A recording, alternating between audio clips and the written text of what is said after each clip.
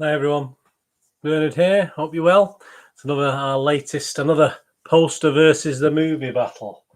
Well, quite a simple poster, isn't it? You get a little bit of action in the background with the helicopter, etc.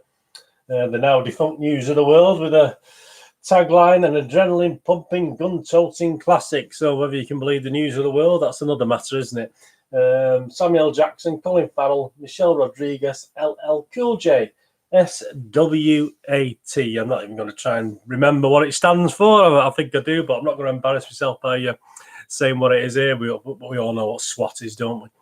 The movie itself, yeah, I mean, okay, poster. We're not going to rave about the poster. So what do you think early doors, what's going to win? I mean, poster's going to have to, the movie's going to have to be pretty bad not to beat the poster, I think. I mean, even though if you like the characters, that is an impressive poster. If you like the actors in it, which is really good.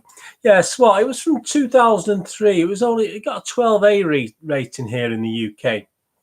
It was an hour and 57 minutes, so you got your money's worth.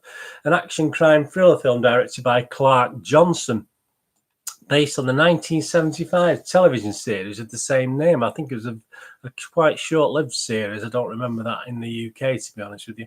And stars Samuel L. Jackson, Colin Farrell, Michelle Rodriguez, LL Cool J, Josh Charles, Jeremy Renner, Brian Van Holt, and Olivier Martinez.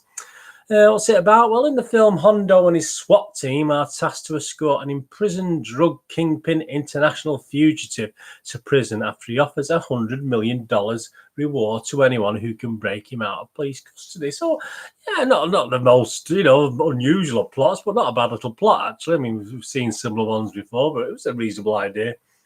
Box office, any good at the box office? Well, it was a 70 million budget, which wasn't bad actually, considering some of the effects in it and some of the scenes, etc. It cost $70 million to make, and it did get back at the box office. This is before any DVD rentals and sales, etc., etc. 207 million, so it almost trebled its cost on return. So it did really well. How did it do with the critics? I mean, Rotten Tomatoes has a rotten rating even now of 48%, which isn't great based on 165 reviews. An average rating of 5.4 out of 10.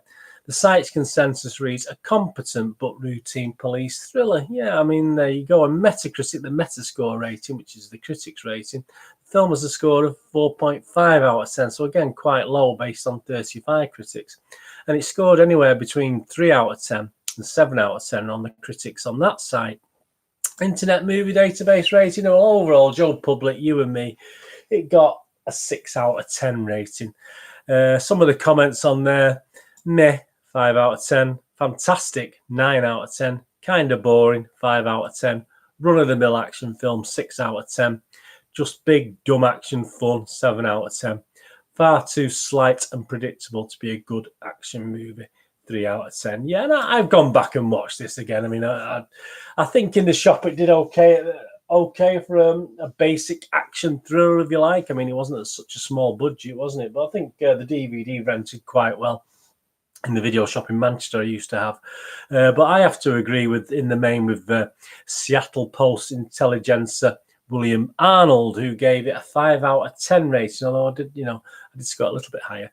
He said it's just one more competent but routine mid-level $70 million late summer action movie filled with the usual explosions, shootouts, and male bonding. So yeah, I mean, I echo that sentiment.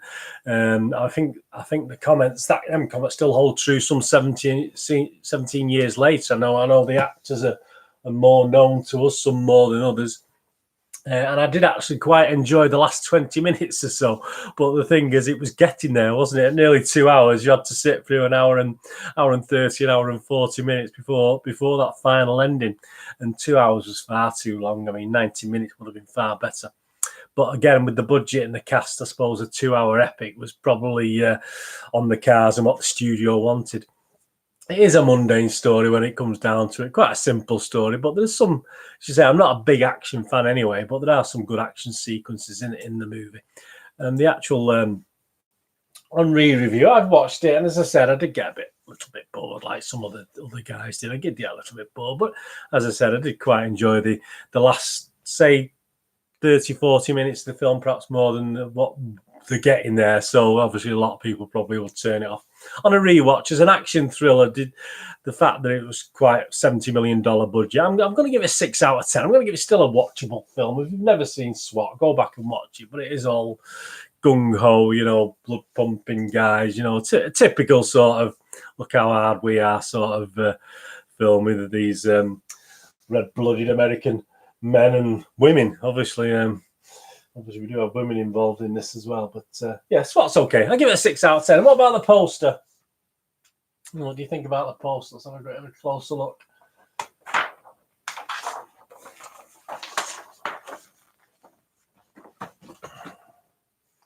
Yeah, I mean, there's the helicopter action, a tower in the back. Great gun. I'm not sure what gun that is. Los Angeles SWAT Police. It's okay, isn't it? I mean, obviously, if you like Colin Farrell and Samuel Jackson, a great picture of those two. But I wouldn't say the poster. I'd say a draw with this one, don't you? I give the poster 6 out of 10 for who's on it. To be honest with you, not the greatest tagline, Columbia TriStar. So yeah, I'm going to give the poster also a 6 out. I'm going to make it a draw today because neither have blown me away. The film hasn't blown me away, and the poster isn't blowing me away either. So yeah, I'll give the poster a 6 out of 10, and the movie 6 out of 10. Well, we'll call it a draw today. Anyway, if you go back and watch this SWAT, please let me know. Let me know what you think in the comments, or if you can't be bothered watching it again because you thought it was bad enough the first time, please let me know. Let me know in the comments. Please, if you've not done so before, please push the all subscribe button. That's great. Push the bell notifications. Thumbs up's always great, even if you just takes a split second. It's nice to know to be appreciated. So if you can do that for me, that's absolutely fantastic. Follow me on Twitter, and I'll try to follow everyone back at nostalgia_movie. I'm on Facebook at Burns with links to MovieGameNostalgia.com, my website, where this is available. SWAT, if you like the poster, that's available to buy, plus rare DVDs and some board games as well. There's a few over there, hundreds of board games I've got.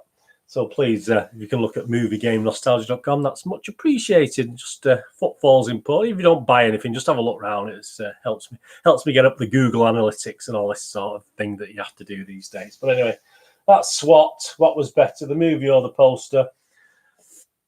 A draw. I think that I nearly give it the movie, but I don't think the movie justifies being better. So I'll give it a draw today because it's not the worst poster, it's not the greatest poster, but it's one of those posters that you'll buy if you like the characters rather than anything on the poster that's outstanding. Anyway, thanks for watching this.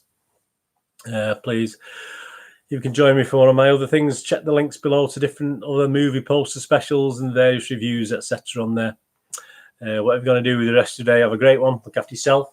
Look after your friends, and more importantly, look after your family, and hopefully you can join me again for something very similar very soon. Thank you so much for watching. This is Bernard saying goodbye.